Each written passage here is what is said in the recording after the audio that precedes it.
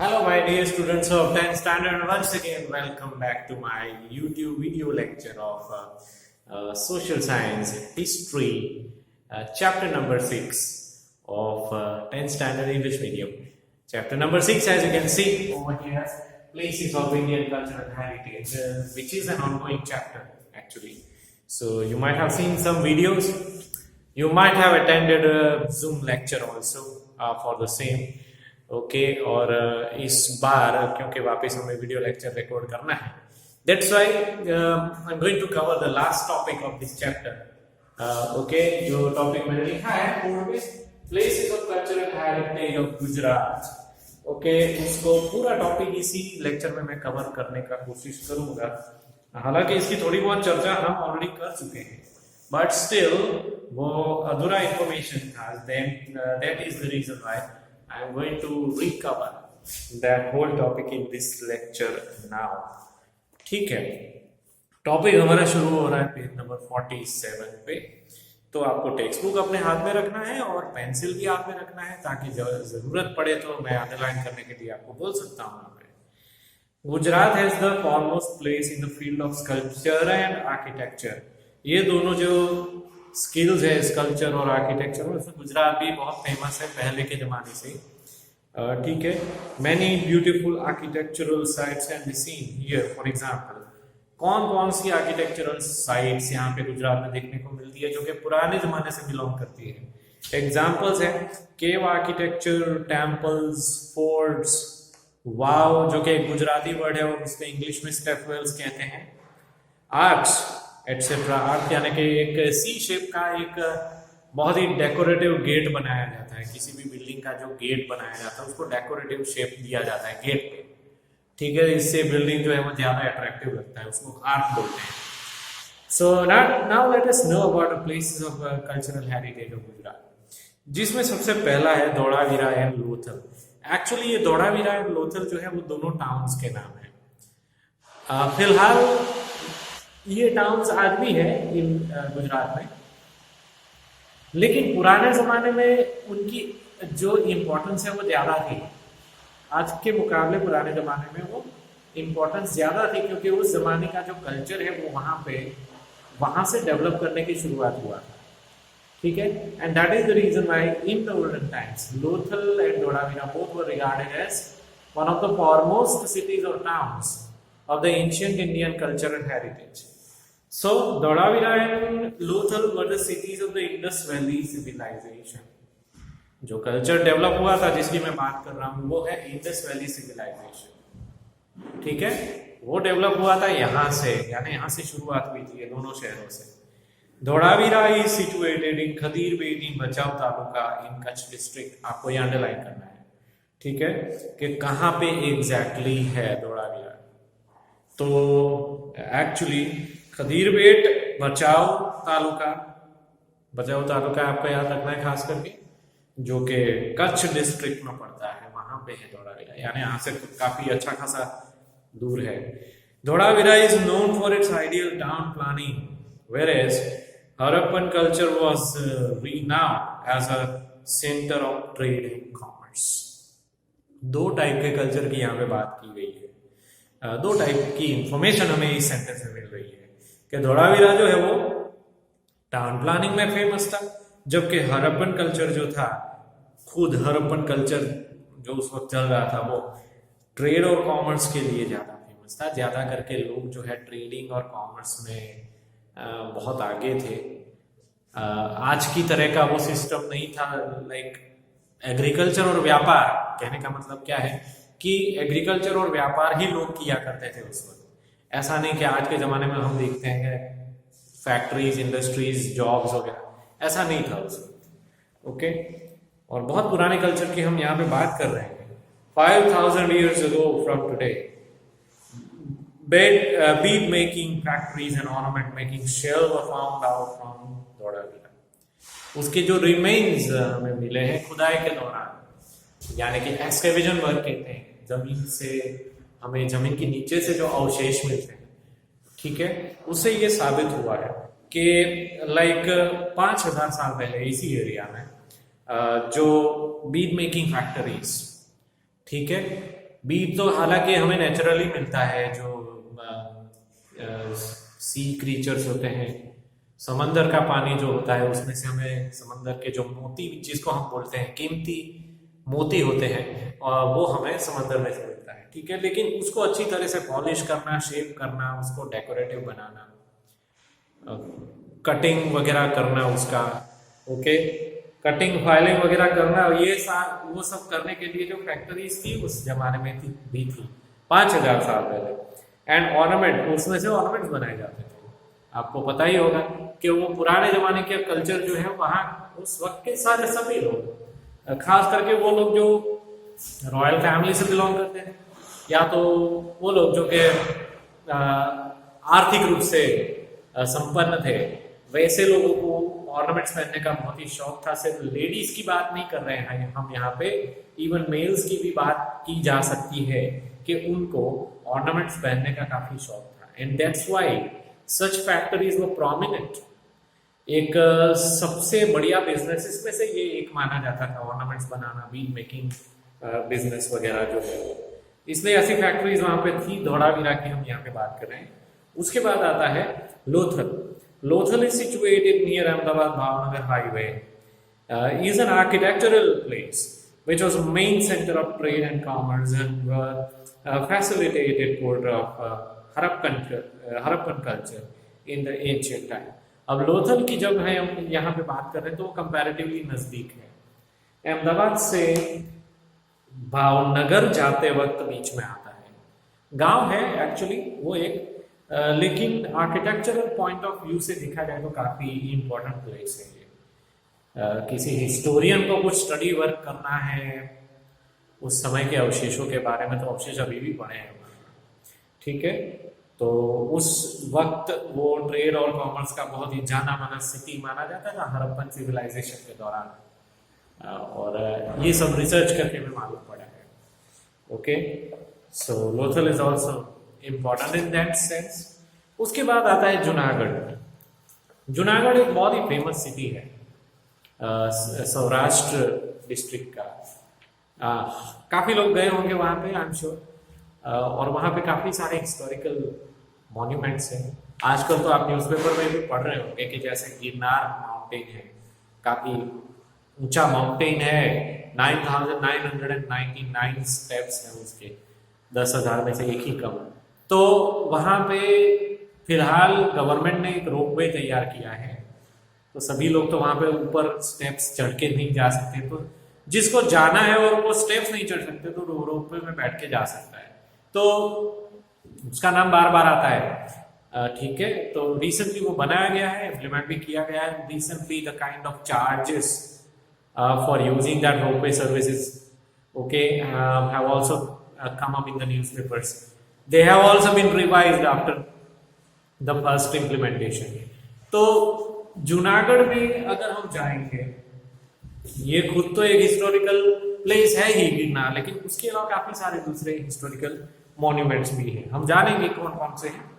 In Junagadh stone inscription of Ashoka, Buddhist caves of Khapra Kodiya, vav यानी कि stepwell, okay, old Rajmahal, Navagadh में tomb of Mahabat Khan, tomb of Bahauddin Wazir etcetera places are worth seeing. तो अच्छा खासा लंबा लिस्ट है। इसके उपरांत भी बहुत सारी जगहों के नाम यहाँ पे आ सकते हैं, but obviously we can not include all those names over here in this short paragraph, so that's why only some of the names have been mentioned. So such places are like worth visiting places. जो कोई भी जूनागढ़ में जाता है घूमने फिरने के लिए, उनको ये जगहें जरूर देखनी चाहिए। Bhavnath fair is held in the foothills of Girnar on Mahashivratri. भवनाथનો મેળો જે ગુજરાતીમાં આપણે કહીએ છીએ, ठीक है, तो वो महाशिवरात्रि पे ऑर्गेनाइज होता है वहाँ पे। तो ये जूनागढ़ की बात हो गई। कुछ तो हिस्टोरिकल बिल्डिंग्स मैंने वहाँ पे देखे हैं, मैं भी गया हूँ वहाँ पे एक बार, और अच्छा खासा टाइम तक रुका भी था। तो जितने भी हिस्टोरिकल बिल्डिंग्स वहाँ पे हैं, काफी सारे हैं, क्योंकि छोटे मोटे वैसे पैलेसेस का अगर गिनती किया जाए तो बहुत सारे पैलेसेस हैं। तो उन पैलेसेस को अभी भी मेंटेन किया जा रहा है और उसको अलग रूप से यूज किया जा रहा है। पहले हो सकता है कि राजा महाराजा या रॉयल फैमिली खानदान वाले लोग यूज करते थे उस वक्त लेकिन अभी फिलहाल या तो उसको म्यूजियम में तब्दील किया गया है, या तो लाइब्रेरी में, या तो कोई कॉलेज स्कूल में तब्दील कर दिया गया है, या तो फिर गवर्नमेंट ऑफिस वहां पे चल रही है। इस तरह से वो बिल्डिंग्स को यूटिलाइज किया जा रहा है। लेकिन बिल्डिंग को देख के ये जरूर लगता है कि ये कोई अभी हम लोगों ने बनाया हुआ बिल्डिंग नहीं है ये। Okay, it must have belong to a very olden period of time. तो एक हम बहुत ही आउटस्टैंडिंग फीचर है कि आजकल के जो बिल्डिंग हम लोग देखते हैं तो हमें पता होता है कि ज्यादा से ज्यादा 30-40 या मैक्सिमम बहुत अच्छा अगर बिल्डिंग भी बनाया है तो भी 50 साल तक वो बिल्डिंग टिकेगा, उसके बाद उसको गिरा के नया बनाना पड़ेगा। ऐसा एक्सक्यूज मी, ऐसा स्टाइल है हमारा कंस्ट्रक्शन का, मॉडर्न स्टाइल। लेकिन पुराने जमाने में वो लोग उसी तरह से बिल्डिंग बनाते थे, भले टाइम ज्यादा लग जाए, भले टाइम कंज्यूमिंग प्रोसेस हो, प्लस ज्यादा एक्सपेंडिचर भी ज्यादा हो, but they ensure to build up the structure or the building or the architecture, okay, in such a way that would survive for a very long period of time। ठीक है, यहां तक के आज के जमाने में भी वो बिल्डिंगें अभी भी देखी जा सकती है। इतना एक आउटस्टैंडिंग फीचर्स पुराने आर्किटेक्चर का हम कह सकते हैं, और इसीलिए हमारे कंटेंट में ये सारी चीजें पढ़ने को आती है।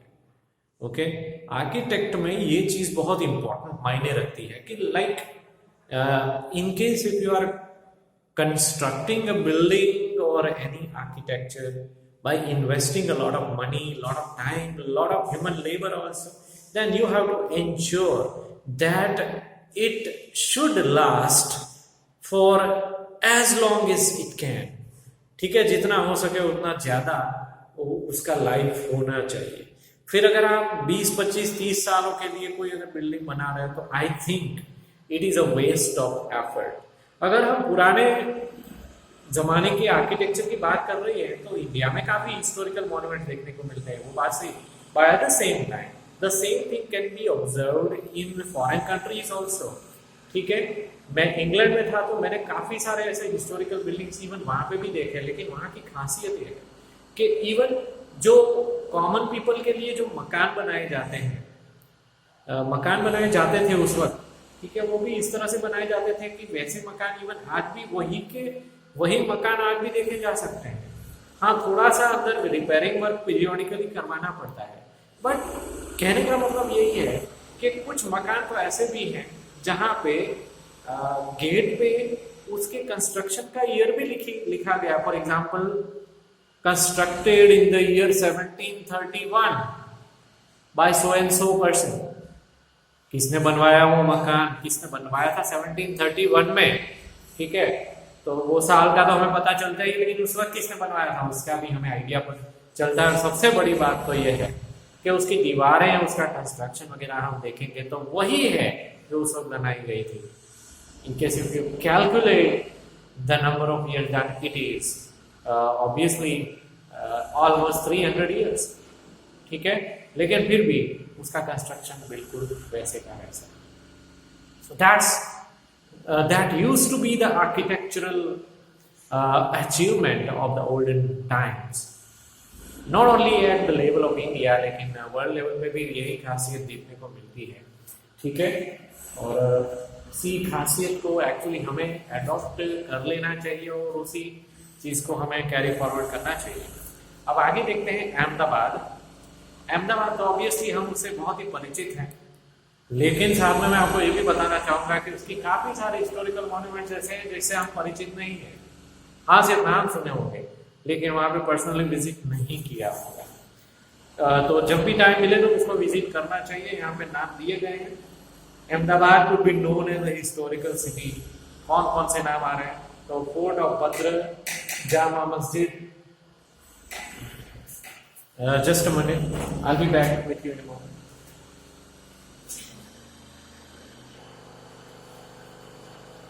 Yeah, I'm back. So I'm going to read out now the places of cultural heritage, important places of Ahmedabad actually.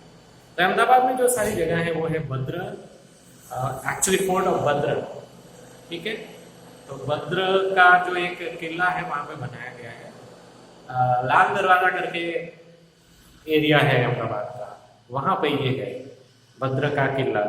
फिर जामा मस्जिद एक दिल्ली में भी है, ये अहमदाबाद वाली। मॉस्क ऑफ क्वीन सिप्री, ठीक है। तो सिप्री का मस्जिद जो है, रोजा ऑफ सरखेज, कांकरिया लेक जिसको फिलहाल हम रिवर फ्रंट बोलते हैं, ओके। शेकिंग मीनार, झूलता मीनारा, गुजराती वर्ड है। तो वो मीनारे जो है वो शेक कर रहे हैं, हिल रहे हैं, और उसके हिलने का क्या रहस्य है, और शेकिंग होने के बावजूद भी वो गिरा क्यों नहीं आज तक, वो एक मिस्ट्री है, ठीक है। सीधी सैयद ग्रिल, जिसका आप पिक्चर देख सकते हो बाजू में। टेम्पल्स ऑफ हठी सिंह, इसको हाथी सिंह नहीं बोलना है, हठी सिंह, जब पुराने जमाने के कोई किंग का नाम होगा, उन्होंने मंदिर बनवाया था। Mosque of queen Rupmati are worth seeing architectures of Ahmedabad, तो क्वीन रूपमती की जो मस्जिद है वो भी बनाया गया है। द शेकिंग मीनारेट्स आउटसाइड सारंगपुर दरवाजा in Raipur, Gompingpur are well known for its unsolved secret of vibration, ठीक है। यहाँ पे एक्चुअली वो दिया नहीं है कि कब बनाया गया था शेकिंग मीनारेट, काफी पुराना है वो एक्चुअली, लेकिन रायपुर दरवाजा जो रायपुर गोमतीपुर एरिया पड़ता है वहां पे सारंगपुर के पास, वहां से बाहर से देखने को मिलता है। हम ऑब्वियसली करीब जाके भी देख सकते हैं, ऐसा कोई प्रॉब्लम नहीं है, लेकिन उसमें जो वाइब्रेशन आता है, वाइब्रेशन के बावजूद भी वो गिरता क्यों नहीं है, उसका रहस्य आज तक किसी को मिल नहीं पाया है। फिर सीधी सैयद ग्रिल जो है, that is famous for its like vegetational and geometrical creation है, माइन्यूट कार्विंग, सीधी सैयदी झाड़ी यानी गुजराती में कहवाय। तो उसमें जो डिजाइन, जैसे आप पिक्चर में देख सकते हो, वो डिजाइन ऐसी जैसे कि कोई वेल होती है, क्रिपर होती है, वेजिटेशनल टाइप का जो कोई भी वेल होती है, उसके जैसा उसको शेप है, उसका शेप है, और बहुत ही बारीक माइन्यूट कार्विंग के लिए वो बहुत ही फेमस है, ठीक है। तो वो भी बहुत ही इजीली एक्सेसिबल प्लेस है, हम कभी भी जा सकते हैं वहां पे, ओके। फिर आता है पाटन। पाटन भी नॉर्थ गुजरात का एक बहुत ही इंपॉर्टेंट सिटी है। Sahastralinga lake in Patan, stepwell of queen, Rani Vav and Rudra Mahalaya of Siddhpur are worth seeing architectures.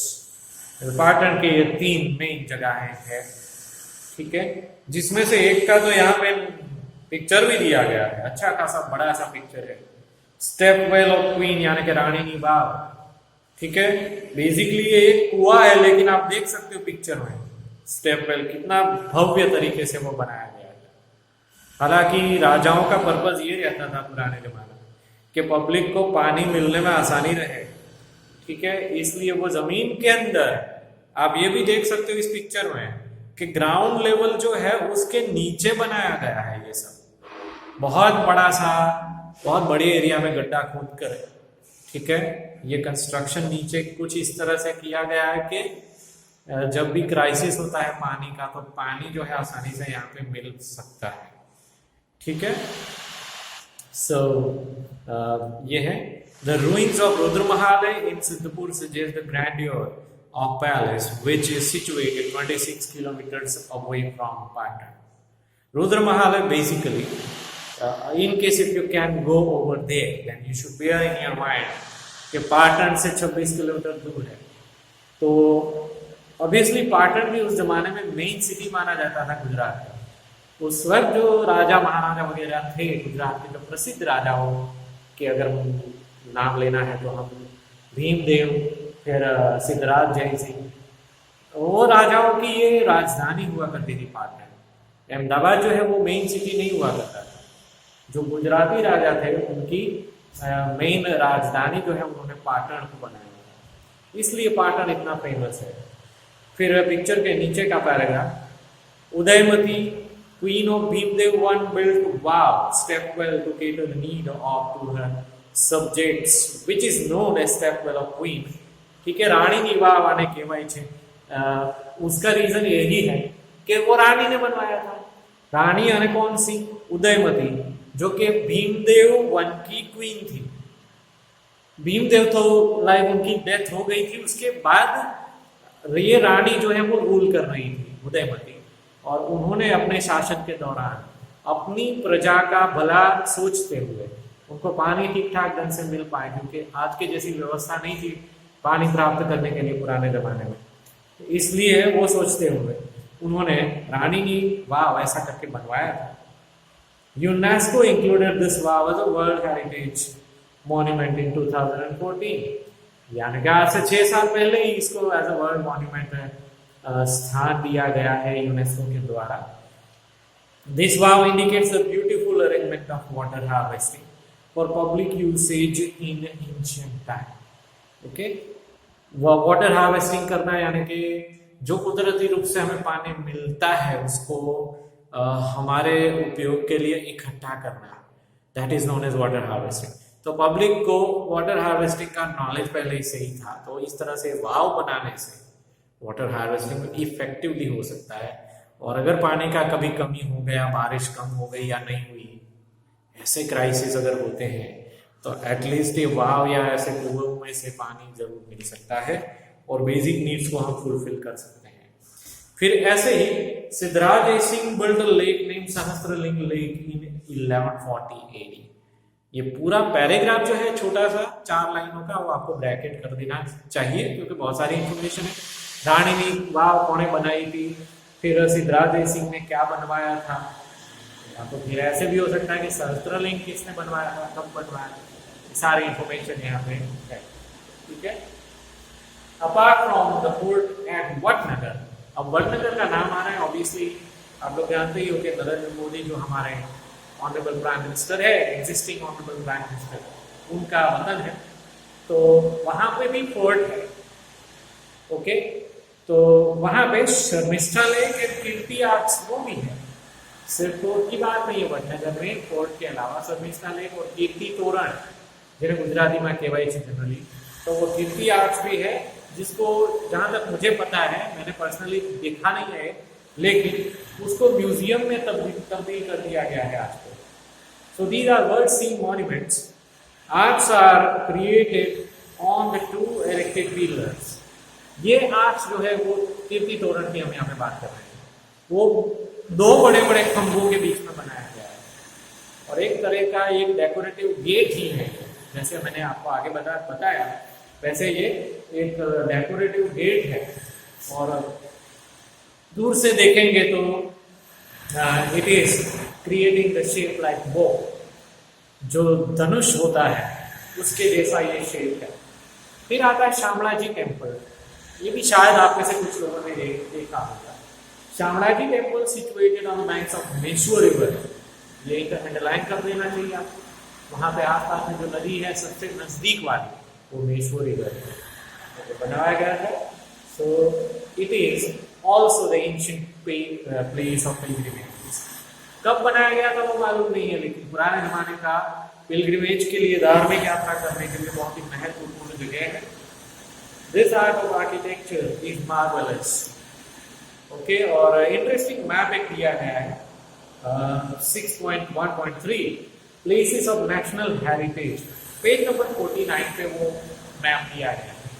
तो वो मैप को आपको स्टडी करना है, इससे आपको पता चलेगा कि कौन सा हिस्टोरिकल मॉन्यूमेंट जो है वो कहाँ पे सिचुएटेड है।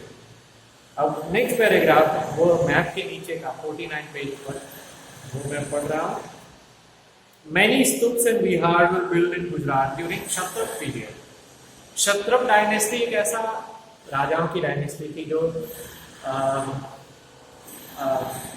बुद्धिस्ट रिलीजन से बिलोंग करते थे। उन्होंने बुद्धिस्ट धर्म को अपनाया था और इसीलिए उन्होंने बुद्धिस्ट स्तूप और विहार का सर्जन किया था, उन्होंने कंस्ट्रक्शन किया।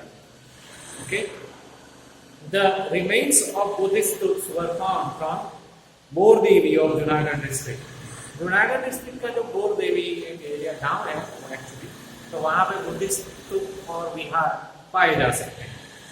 देवनी मोरी नियर शामराजी, इंडवा स्तूप इन गिरनार नियर जूनागढ़। गुजरात की अलग अलग जगहों पे ये सारी चीजें सिर्फ एक जगह पे नहीं है, अलग अलग जगहों पे है। Besides this, there are so many other architectures of Devni Mori Baba Pyara, Uparkot, Khapra Kodiya, Khambhalida, Talaja, Sana, Dang, Jinjuri Jhar, Kadia Dungar etcetera are seen in Gujarat. ठीक है, तो ये सारी जगहों के नाम आपको अगर एग्जाम्पल्स में आपको देने हैं तो आप दे सकते हो। आगे का पेज जो है पेज नंबर 50, वहां पे वाव का डेफिनेशन दिया गया है येलो बॉक्स में कि बेसिकली ये वाव क्या होती है। ओके, तो vav is a well with steps having 1, 2, 3 और 4 ओपनिंग्स एंड 3, 6, 9 और 12 फ्लोर्स। वाव एक ऐसा कंस्ट्रक्शन है जहां पे सीढ़ियां होती है, यानी कि सीढ़ियों के जरिए आपको नीचे उतरना होता है। ठीक है, और अलग अलग होती है, लाइक 3, 6, 9 या तो 12 फ्लोर की भी वाव हो सकती है। ओके, यहाँ पे एग्जांपल्स दिया है, Nanda, Bhadra, Jaya and Vijaya are the main type of vav. आपने देखा होगा यहाँ पे नीचे लिखा है कि गांधीनगर से करीब एक वाव है, अदालत सिंह वाव ने कहवाय। Okay, stepwell of queen of Patan, Adi Kadi stepwell of Junagadh, ये सारे वाव के नाम है। अपार्ट फ्रॉम रेडियार, मेहमदाबाद, उमरेज, कपड़वन, वधवान, कालेश्वरी यानी कि Mahisagar district, these are the examples of wow architecture। ठीक है, उसके बाद there are many Jain temples on Shethrunjay mountains at Palitana in Bhavnagar district. Bhavnagar district भी एक हिस्टोरिकल डिस्ट्रिक्ट है पूरा, वहां पे शेत्रुंजय माउंटेन्स के ऊपर जैन मंदिर बनाए गए हैं। जो लोग जैन हैं उनको मालूम होगा शायद ये मंदिरों का विजिट भी उन्होंने किया है। Few of the temples were built in 11th century, 11वीं सदी में ये मंदिर बनाए गए थे, यानी कि उसको करीबन 900 साल हो गए। Okay, Taranga pilgrim is situated on the hills near Timba village at Kheralu taluka in Mehsana district.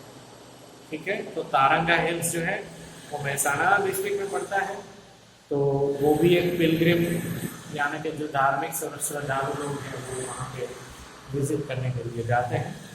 Okay, the temple of Taramati is also situated here, Taramati का टेम्पल भी यहाँ पे है। ओके, जो कि एक पुराने जमाने का कोई किंग थे उनकी, लाइक हरिश्चंद्र जिसको हम बोलते हैं। ठीक है, तो सत्यवादी हरिश्चंद्र माने जाते थे, सत्य के लिए बहुत ही फेमस थे। उनकी वाइफ, उनकी क्वीन का नाम है तारामती, तो उनका भी मंदिर है यहाँ पे। फिर सोमनाथ टेम्पल जो कि बहुत ही फेमस है, गिर सोमनाथ डिस्ट्रिक्ट में है वो। फिर द्वारकाधीश टेम्पल ऑफ देवभूमि द्वारका, वो भी बहुत फेमस है। ओके, द्वारका, तो these are historical places. The list of Gujarat cultural heritage has not been completed yet. जैसे तो बहुत सारे हिस्टोरिकल प्लेसेस हैं, लिस्ट अगर पूरे सभी प्लेसेस का बनाया जाए तो बहुत लंबा बनेगा, but unfortunately over here we can include these many names not. Now we are going to read about South Indian temples of ancient India. Okay, South India में बहुत सारा मंदिर है, यानी कि वो वहाँ पे इस खास करके तमिलनाडु और केरला में जितने मंदिर है वैसे उतने ज़्यादा मेरे ख्याल से तमिलनाडु में और खास करके कर्नाटका और आंध्र प्रदेश। ठीक है, उतने वहाँ पे और कहीं पे भी नहीं है। नीचे जो एक टेबल दिया गया है उसमें भी प्रोमिनेंटली आप यही देख सकते हो कि तमिलनाडु, कर्नाटका, उड़ीसा। ठीक है, तमिलनाडु ही ज्यादा करके आपको दिखेगा वहां। So south Indian temple of ancient India, temples of south India are famous for their different style. South Indian temple जो है वो अलग अलग स्टाइल के लिए बहुत फेमस है। They were made in Dravidian style of art. Okay, ये आपको याद रखना है। साउथ इंडियन टेम्पल जो है, क्योंकि वहां पे फॉरेन इन्वेडर्स का इतना ज्यादा असर नहीं रहा, इसलिए द्रविडियन स्टाइल ऑफ आर्ट के ही आर्किटेक्चर वहां पे मिलेंगे। They are in pyramidical shape with multi storeys. One attractive stone is placed on its top बहुत ही यूनिक स्ट्रक्चर है ये। मंदिर जो है वो पिरामिड शेप के बनाए जाते हैं, और सबसे ऊपर जहाँ पे मंदिर का सबसे पिनाकल आता है, ठीक है, तो वहां पे अट्रैक्टिव एक स्टोन रखा जाता है अट्रैक्शन के लिए, decorative purpose. Yard of temple was very huge. तो उसका जो फ्रंट यार्ड होता है, आगे का हिस्सा बहुत बड़ा हुआ करता था, क्योंकि लोग वहां पे इकट्ठा होते थे फेस्टिवल वगैरह उसमें, और इवन आज भी ऐसे ही होता है। Many South Indian campus build in ancient times are given below. जो टेबल की मैं बात कर रहा हूँ वो यहाँ पे दिए हैं कि कुछ बहुत ही फेमस टेम्पल्स हैं, उसके नाम के साथ वो कहाँ पे है वो भी दिया गया है। जैसा कि आप देख सकते हो, महाबलीपुरम तमिलनाडु में है, और फिर कैलाश टेम्पल जो है वो कांचीपुरम, वो भी तमिलनाडु में है। बृहदेश्वर वो तंजावुर में है, तमिलनाडु में है वापस। विरूपाक्ष टेम्पल जो है वो पट्टारकाम जो कि कर्नाटका में है, ओके। देन परशुरामेश्वर टेम्पल वो भुवनेश्वर ओडिशा में है। फिर वैकुंठ पेरुमल टेम्पल कांचीपुरम तमिलनाडु में, वैकुंठ पेरुमल टेम्पल, ठीक है। नाम याद रखना थोड़ा सा मुश्किल जरूर है, लेकिन बार बार पढ़ेंगे तो इजी हो जाता है। फिर लास्ट वाला हमारा टॉपिक है places of pilgrimage in India. ऐसी जगह है जहाँ पे बार बार लोग धार्मिक रूप से यात्राएं करते हैं, यात्रा इसको हम बोलते हैं हिंदी में। तो ऐसी कौन सी जगह है उसके बारे में पढ़ लेते हैं। India has been a land of pilgrimages since ancient time. People of India go to pilgrimages. The journey of चार धाम and 12 ज्योतिर्लिंग्स include बद्रीनाथ जो कि उत्तराखंड में है, ठीक है। देन रामेश्वर जो कि तमिलनाडु में है, द्वारका जो कि गुजरात में है, ठीक है। जगन्नाथपुरी जो कि उड़ीसा में पड़ता है, और उसके अलावा पिलग्रिमेज ऑफ 51 शक्तिपीठ्स एंड अमरनाथ जिसके बारे में हर साल आता है, हर साल में एक बार वहां पे यात्रा होती है। Amarnath Yatra considered as one of the most important, okay. आप जो कोई भी रिलीजन फॉलो करते हैं उसके हिसाब से सबके दिमाग में ऐसा होता है कि हमारे रिलीजन के हिसाब से हमें इस जगह की यात्रा करनी चाहिए या ऐसा कुछ भी, ठीक है। तो ऑब्वियसली ये सारी चीज़ें जो है वो ध्यान में रखनी चाहिए। स्टेट वाइज भी अलग अलग जगह होती है और नेशनल लेवल पे भी अलग अलग जगह होती है। ये सारी जगह यहाँ पे दी गई है। फिर लास्ट पैराग्राफ है गिरनार, उसको लिली परिक्रमा बोलते हैं। गिरनार माउंटेन के आसपास लोग चक्कर लगाते हैं, वो परिक्रमा कहा जाता है, लेकिन गुजराती में उसको लिली परिक्रमा बोलते हैं क्योंकि वो मानसून सीजन में होता है इसलिए। और शत्रुंजय प्रदक्षिणा यानी वही परिक्रमा, ठीक है। शत्रुंजय माउंटेन है, उसके आसपास घूम के पूरा एक चक्कर पूरा करने का, उसको भी परिक्रमा कहा जाता है। फिर नर्मदा प्रदक्षिणा, how great importance, okay. Narmada प्रदक्षिणा यानी नर्मदा रिवर के आसपास भी लोग चक्कर लगाते हैं। कोई होगा ऐसी कोई जगह, मुझे कोई खास इसका आइडिया नहीं है, लेकिन यहाँ पे दिया है तो ऑब्वियसली होगा वो। So India is a treasure house of rich cultural heritage. In this way, places of Indian cultural heritage have gave India a unique identity in the world. ठीक है, इस तरह से हमने जितने भी प्लेसेस के बारे में इस लेसन में पढ़ा उससे हमें पता चलता है कि भारत की पहचान उस तरह से बहुत ही अलग है। फिर इतने हिस्टोरिकल मॉन्यूमेंट्स यहाँ पे इंडिया में है बस है, उतने और कहीं पे भी नहीं है। The tourists from India and abroad visit Indian art and architecture regularly. काफी टूरिस्ट ऐसे भी हैं तो बाहर के देशों से आते हैं और खास करके इस पर्पस के लिए ही इंडिया का विजिट करते हैं वो लोग, okay. This accelerates economical benefits of tourism industry. इससे भारत की सरकार को काफी फायदा है कि टूरिज्म के जरिए उनको आमदनी होती है, क्योंकि काफी जगह ऐसी है जहाँ पे विजिट करने के लिए पैसे खर्च करना पड़ता है, एंट्री टिकट वगैरह होता है, ठीक है। तो फॉरेन रेवेन्यू अर्न होती है इससे। Thus, 32 monuments of Indian cultural and national heritage have been included in the World Heritage Site by UNESCO, ठीक है। तो कुछ ऐसे मॉन्यूमेंट है जो इंडियन कल्चरल और नेशनल हेरिटेज ठीक है, वो यूनेस्को ने ऐसे 32 मॉन्यूमेंट्स को रिसेंटली इंक्लूड किया है वर्ल्ड हेरिटेज साइट्स में, और उसकी वजह से उसका महत्व ज़्यादा बढ़ जाता है, ज़्यादा लोगों के ध्यान में ये बात आती है, और ज़्यादा लोग ऐसे मॉन्यूमेंट्स का विजिट भी फ्रीक्वेंटली करते हैं, जो कि अल्टीमेटली हमारा इम्पोर्टेंस भी बढ़ाता है और हमें टूरिज्म का इनकम भी दिलाता है। ठीक है, तो इसी के साथ हमारा ये चैप्टर खत्म होता है। ओके, नाउ आने वाले चैप्टर में ऑब्वियसली हम नया लेक्चर शुरू करने वाले हैं, लेकिन ये इससे रिलेटेड जो एक्सरसाइज है वो आपको अपनी फेयर नोटबुक में लिख देनी है विदाउट फेल।